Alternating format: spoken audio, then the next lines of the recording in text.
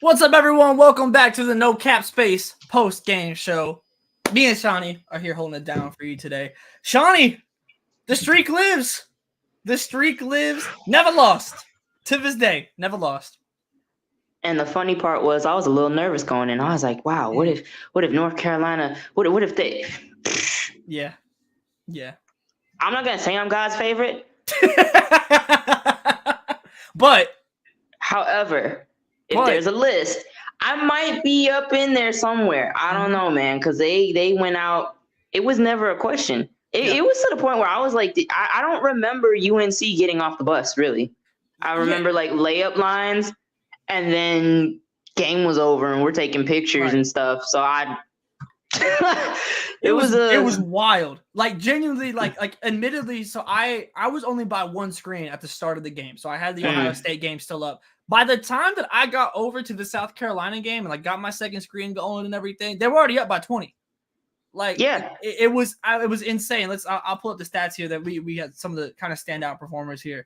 I mean, let's start off with Wiley, because I mean she was hooping the way that she knows how to, and especially on the defensive end. I thought that was one of the coolest kind of storylines from this game was that. Yeah, she had her on Deja. Yeah, and she had her on Deja. And it's important context here to remember that in the first game that Wiley got benched due to her defense, and today she got 3 blocks. That's missing a C. It's been a day, and 3 steals, all in one game while also putting up 20. Like this was probably the best two-way performance that we've seen from Wiley so far in her early career. So yeah, take me through it. What were you seeing from Malaysia? Energy. You know, I feel like the starters didn't play poorly, but they weren't like their usual. We didn't put the foot on the gas and put the belt to the ass until, you know, Tessa comes in. She's every shot that she missed against Presbyterian, she hit tonight. So I want to shout her out because she's been cutthroat since the SEC tournament. She's kicked it up a gear. She's got a different level. She's got a look in her face. You know, she's on attack, and I love it. So shout out to Tessa. And it was like her and Malaysia were really like the sparks. Sanaya Fagan came in too. Like the bench was really like what did it for us today. Starters, again, they didn't really play poorly, but they were more or less treading water, in my opinion. Yeah, and that's kind of what is interesting about the South Carolina team, because I don't think that's the first time that you've been able to say that this year. And it's not necessarily like a bad thing per se. It's more so, I think, a light on how good this bench is, because it's ridiculous. Another player coming off the bench, Chloe Kitts, had another very efficient game offensively. That's been kind of an interesting thing to watch, because we saw her come off the bench in the first game, and she shoots like 100% from the field and is up towards like, I forget exactly how much she had in that first game, but like 18. She had 21. She had 21, 9 for 9 in the first game. Okay, yeah. So and this one wasn't even like a great game for her, because like honestly, she kind of met her match in Utsby. Not the doppelganger. Yeah, like they was like Spider-Man pointing like, oh, you know, a quick player that hustles and can get you, you know. And then Utsby's probably a little more solid than she is, because Chloe's still, you know, we got to put the rocks in her pocket. Yeah, it's gonna come. You know, get her another summer with Body by Benetti, and we'll be all right. But like for right now, she's still kind of light down in that post area. So it's like she's banging as best she can. So this one, Utsby presented kind of a difficult matchup for her today. So, you know, for her to still make 12 out of that. Lemons and lemonade. Yeah. I think now it's like, man, how do you compare this South Carolina team to anybody else? You don't right now. That's what I'm getting at. Is like, this is different, y'all. Like this isn't. And I saw people like this is just different. This ain't normal for like in the era that we're in now. Like they're a completely different level above everyone. It's to the point now where I feel like it's going to take not only a superstar performance from a superstar player to beat this team, but the rest of the team can't be messing around either. It's not like someone's going to be able to put the team on their back. Like it's such a unique case to beat this South Carolina team where you need literally everybody to be playing at their very, very best. It's nuts. I guess I can be hypercritical and, try and find. You win by 47. It might be a little difficult, but I'll let you shoot the shot on it. I guess the only thing that I might pull out and say a slight note of possible concern. Yep. Now that I've couched that. Yep. The lineups, Dawn seems to be kind of rigid in who she wants to start, when, and how, instead of just kind of like, flowing a little bit, because Tessa comes in and she was hooping. And then Malaysia checked in for her. And I was like, why? Like, let them both cook. Let them rock. Yeah. They Ashlyn didn't play particularly well. And it, to me, took a little bit longer than I would have liked for Fagan to see more minutes. And then like that third quarter, we stalled out. Like we were stagnant that first half. Cause I remember I tweeted like, they just hit a shot to cut it to 30, guys. Like, what are we doing? Like the Chris Paul meme. Yeah. Like, I'm like, hey, we need to pick it up. It's only a 30-point game. Yeah. So, I mean, Malaysia and Tessa didn't start in the second half. So it's like, obviously this isn't a huge deal, but just down the stretch, I hope that's not something that we're kind of looking at like, oh, I wish people would have played the hot hand here and there or whatever. So that's really the only thing I could try and like make an issue out of this. Yeah. It's just hopefully we're more fluid with the lineups and are okay riding the hot hand. I can see that. I can see the concern with that, because I think that's happened multiple times this year where a player is hot and it's obviously you have so much depth, you have so much talent on this team that it's obviously not hard to find rotations to make. But I can get with that. I can get with the being a little bit more flexible and riding that talent and letting that talent kind of shine a little bit more. Because this was a night where Malaysia probably could have had 40 if you let her go. Yeah. Like if you truly like give her the green light and let her do what she does, because like her shot selection, fine. Yeah. She was playing defense. Deja wasn't, she was getting shots, but she wasn't really hitting them. So it's like, all right, you did your your job. So I want to see her with a green light. Gotcha. It's probably not going to happen until next season. Probably not. Because, right now is not the time to be doing that type of stuff. But I want to see her with the green light off the leash. Yeah, no, that's gonna be real hoops. Whenever we get that, I hope overtime's ready. For when that comes. But South Carolina moves on. They'll face the winner of Indiana and Oklahoma. Oh my gosh. So that could be fun, depending on how tomorrow's game goes. Oh my gosh. If we get an OU South Carolina. I'm going to be messy. I'm going to get everything off while I can. Okay. That's okay. Because I have a very specific joke. I'm going to put it in the group chat. Oh, God. I can't. I've said it on the timeline, so it'll be on the timeline. Great.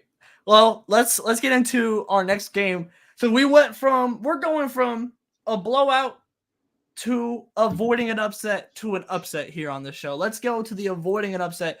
LSU and Middle Tennessee. This game at halftime, Middle Tennessee was up by 3, and they go into the locker room. We got a little peek into the locker room.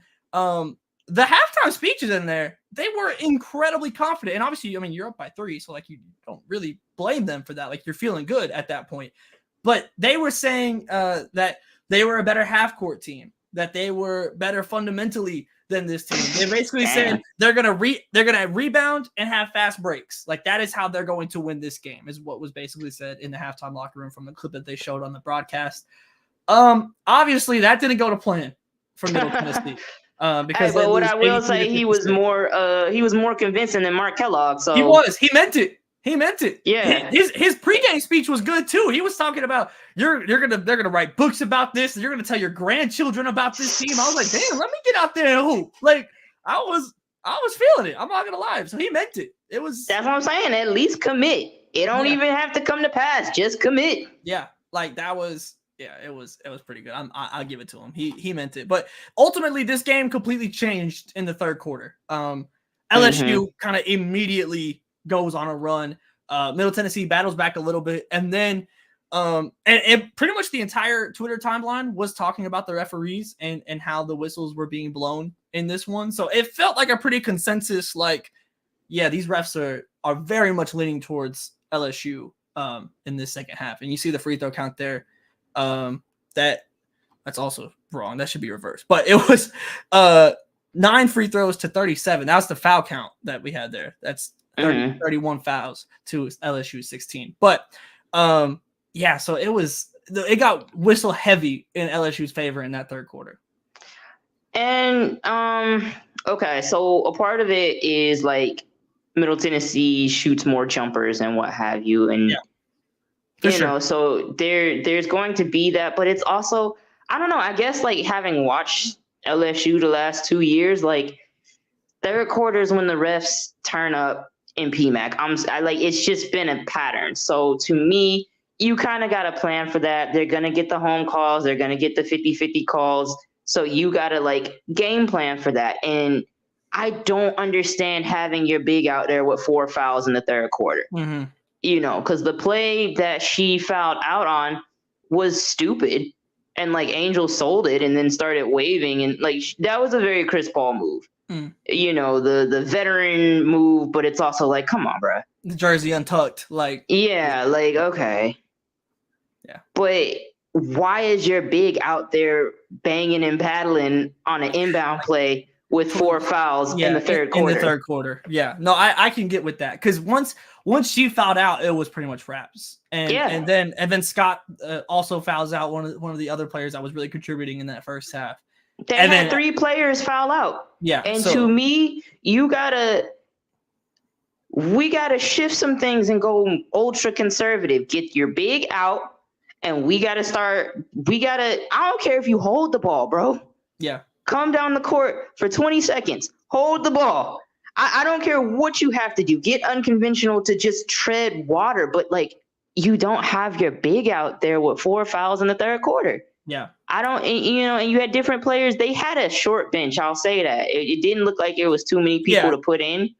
Yeah. But you still got to figure something out. 3 players off the bench. And I do think, if I'm not mistaken, that's because of the fouls. Like fouling out, not because that they normally play deep. Like, I'm pretty sure they pretty much go 6 or 7 on a normal day. And they weren't able to do that, obviously, because of players fouling out. So pretty much their starting lineup is normally the ones that get all the run. And once they fouled out, I mean, they just, any grip that they had left on this game from the first half lead was gone. Once. When she fouled out, it was over. Yeah. You know, because it's one thing for her to foul out, right? But she was in tears. And that's actually really hard to watch as a player, I'm sure. Yeah. Your teammate is like coming undone, and we still got another quarter to go. So we're like, okay, well, I mean, I guess we try, but it just, I don't like Coach having her out there in that situation, man. Yeah. No, it's brutal. And especially when realistically, any team, and I tweeted this out, but like Angel Reese and Anissa Morrow, there's not many teams in the nation that can confidently bang with them and guard them for 40 minutes straight. And I think, to your point, they probably could have maximized which minutes that they were going in for, or at least doing it maybe just in like a couple minutes in, couple minutes out, or something, to, whether it's the play style, like you said, slowing down. There had to be some better way to try and manage that and to extend the amount of time that your bigs can get before fouling out. Because ultimately, most teams' starters can't bang with them the way that they were doing a relatively good job of in that first half before the fouls started piling up. Like, like I said, they led by 3 at halftime. Obviously, something was working for that to happen. So, but I mean, the talent down low for this LSU team and the rebounding that they have when it comes to and so much success that Angel has is on rebounds and putbacks, and whether it be getting fouled or just getting the layup from there. Like, that's hard to guard when they're rebounding like that and you're trying to recover after an offensive rebound that they get. But ultimately, I agree with your point that, like, you had to try something else because I just think leaving her out there obviously wasn't working, and because she had 4 fouls. Yeah, because on top of that, to your point, Angel was like 5 of 15 when homegirl fouled out. Probably. Yeah, that sounds about right. Because so then she got loose in the fourth quarter, and was getting some buckets and what have you. But she was like 5 for 15 up until that point, and so it's really like Flage was the one killing folk. She's been on a mission. Ever since postseason play has started, really since the SEC tournament, she's turned it up a level. Like Flage has been hooping. She's been arguably their best player. Like in that span, I feel like even if it's not necessarily the stats, it might be the timeliness of it. The defense has been there. Like so, I'm gonna still say it's Anissa, but she's been the X factor for sure. I can't hate on that because Anissa's incredible. Yeah, it's like an either or. Yeah, I'm cool. I'm totally cool with that because Anissa's been amazing. But Flage has been fantastic. Flage is the one where because I picked LSU to go to my Final Four. It was the reason for that was Anissa. Was Anissa taking that being that superstar and Flage being the X factor. Those were like my 2 points that convinced me to pick them all the way to the Final Four. So big foe to your Final Four. Okay. I'm with it. Okay. Speaking of my Final Four, speaking of my national championship game, Ohio State was upset today. And it got nasty, y'all. Because they led by as much as 13 points in this game early on. And because Duke went 11 minutes scoreless in the first half, they led only by 13 in that time because they weren't really getting buckets of their own. They were just that's horrible. And Cody McMahon. So if y'all didn't see our kind of bracketology coming into this season, like into the tournament, Ohio State was my championship pick because I trusted everybody around Cody and I expected Cody to take that next step. And be that superstar and really introduce herself to the nation. And today we got Cody. Cody did her thing. She drops 27. So Cody does her thing. She does what's necessary. But nobody else showed up. Not a soul showed up. For example, JC Sheldon, she had 13, solid, 4 assists. Celeste Taylor fouls out with like 6 minutes left in this game in the Celeste Taylor Bowl.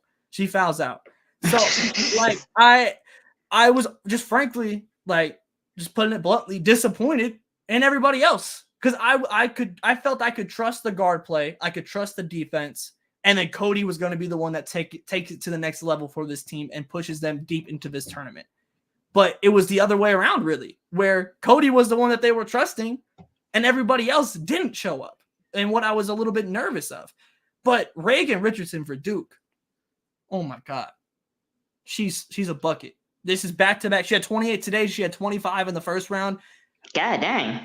She's been hooping. And she has had this capability throughout the season, but she only averaged, if I'm not mistaken, like 12-ish a game, if I'm not mistaken, for Duke. So, like, she's the intangibles and the skill set has been there throughout the season, but she ain't been doing this. The 25s and 28s, she ain't been doing it like this. And she was... You said she a freshman? No. She's older. She is, if I'm not mistaken, junior. Yes. Because I was about to say, well, I mean, I wouldn't show out till now as a freshman either. A junior. Like, hey. She averages 11.9 points a game, and she's had 25 and now 28 against Ohio State against those types of defenders. Like that. You want to talk like you like we? I feel like we haven't often gotten those kind of players that everyone attaches to, like on the men's side, where you'll see like the random white guy pop up, and everyone's like, "Wow, look at this guy." Like Reagan Richardson feels like that pop out player so far in this tournament. Like we're not out of nowhere, but like kind of out of nowhere that she's hooping like this. So at the Pokemon, a wild Reagan Richardson. A wild Reagan Richardson appeared, and she popped out. Like she really did her thing today. Like it was inevitable. 11 of 18, like solid performance across the board, and kind of nullified Cody and what she was producing on the other side. And then the others for Duke like were contributed way more than the others for Ohio State. And that's kind of what it just came down to. And now my bracket, I mean, it was bad already because I bet on Chaos, and Chaos didn't show up this year. But it's busted completely now. Like it's bad. It's very, very bad. So see what happens when you try to be messy. You know me. I can't help it. I can't help it. Oops. But no, that was, like I said, I don't, that one, like I know you were at the South Carolina game, so you might not have been able to get as many eyes on that one, but that was because like I started scrolling Twitter. I said Cara Lawson did what? Mm-hmm. So I mean, I'm happy for her because you like to see Black coaches, get time to really get their people in, get their footing, and COVID kind of threw her off, so she's been trying to do some stuff. So I'm happy to see her get rolling and use this tournament to make a statement about where their program is right now. So good for her. I mean, I don't like that as Duke because who likes Duke? Right, I'm with you on that. But no, I completely agree. Like this is now the kind of fruits of the labor moment, I feel like, for this Duke program under Lawson and the work that her and her staff has been able to put in, and now reaping the rewards with a big game like this. One of the other games that I wanted to shout out.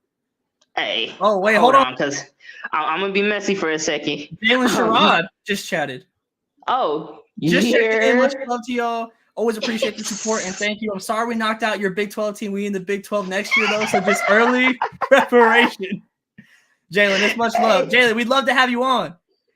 We'd love to have you come through. Because we was just getting it at.